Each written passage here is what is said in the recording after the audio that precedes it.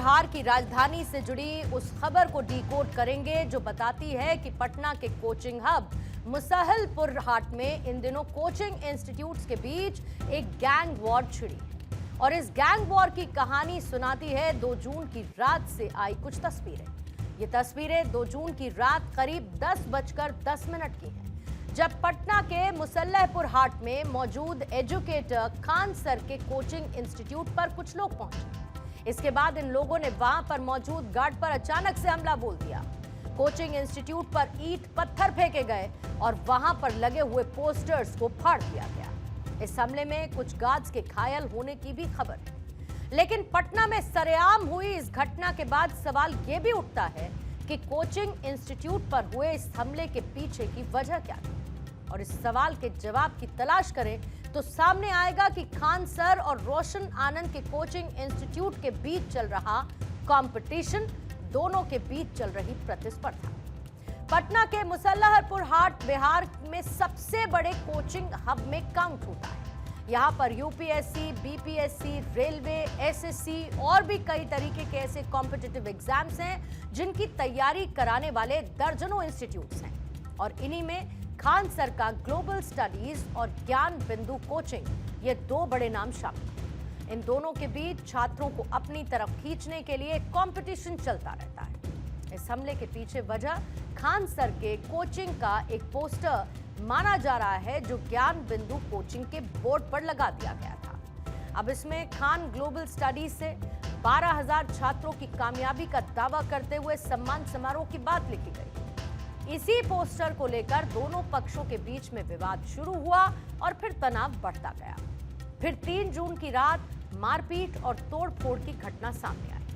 Police को जब मारपीट और पत्थरबाजी की जानकारी मिली तो मौके पर पहुंची। सीसीटीवी की मदद से कुछ लोगों को आइडेंटिफाई किया गया और साथ ही इस मामले में ज्ञान बिंदु कोचिंग के डायरेक्टर रोशन आनंद समेत उनके 2 मददगार अभिषेक और गौरव पर एक्शन लिया गया। दूसरी तरफ इस मामले में रोशन आनंद ने खुद को डिफेंड करते हुए इसके पीछे साजिश बताई। बिहार पुलिस में जो शानदार रिजल्ट हुआ है उसी का साजिश है, हमको फंसाया जा रहा है। किसान कोल्ड स्टोर के मालिक और खान सर जो है दोनों मिल करके जो है ज्ञान बिंदु को बर्बाद करने का पूरा प्रयास कर रहा है। लेकिन सत्यमेव जयते, हमेशा सत्य की जीत। शिक्षा के मंदिर पर हुई पत्थरबाजी के इस मामले के बाद प्रशासन कार्रवाई कर रहा है। पत्थरबाजी के इस केस में अब तक गिरफ्तारी हो रही है एक तरफ जहां पर, और दूसरी तरफ बिहार शिक्षा विभाग भी एक बड़ा कदम उठाने की तैयारी में है। इस घटना के बाद बिहार शिक्षा विभाग ने कोचिंग पॉलिसी बनाए जाने का ऐलान कर दिया है। यानी अगले 3 महीने के अंदर कोचिंग नीति तैयार की जाएगी और इसके तहत सभी कोचिंग संस्थानों के लिए एक मॉडल कोड ऑफ कंडक्ट तैयार किया जाएगा। यानी वो कैसे संचालित होंगे इसका एक खाका बनाया जाएगा। दूसरी तरफ इस घटना के अगले दिन बड़ी संख्या में कोचिंग के स्टूडेंट सड़क पर उतर आए। छात्रों ने सख्त एक्शन की मांग को लेकर प्रोटेस्ट किया और कुछ वक्त के लिए सड़क को भी जाम कर दिया। हालात को देखते हुए इलाके में भारी पुलिस बल की तैनाती करनी पड़ी और खान सर ने छात्रों से शांति बनाए रखने और कानून व्यवस्था पर भरोसा रखने की अपील की। यहाँ पे अभी पुलिस की जांच अभी हो रही है। जैसे पुलिस की जांच आएगी हम लोग को भी पता चलेगा। हम लोग यहाँ कोई लड़ाई झगड़े के लिए तैयार होकर नहीं बैठता है कि क्या हुआ क्या नहीं। हम तो सरकार से यही गुहार लगाएंगे, माननीय मुख्यमंत्री जी से भी गुहार लगाएंगे, उन पर भरोसा है। और जिस तरह से उनकी पुलिस ने अभी काम किया है, ये भरोसा सच में बढ़ा है। जिस तरह से त्वरित कार्रवाई हुई, हर थाने की पुलिस है। हम मुख्यमंत्री जी से भी कहेंगे और पुलिस प्रशासन से भी कहेंगे यहाँ सुरक्षा मुहैया कराए जाए, उसका आवेदन जरूर चाहिए।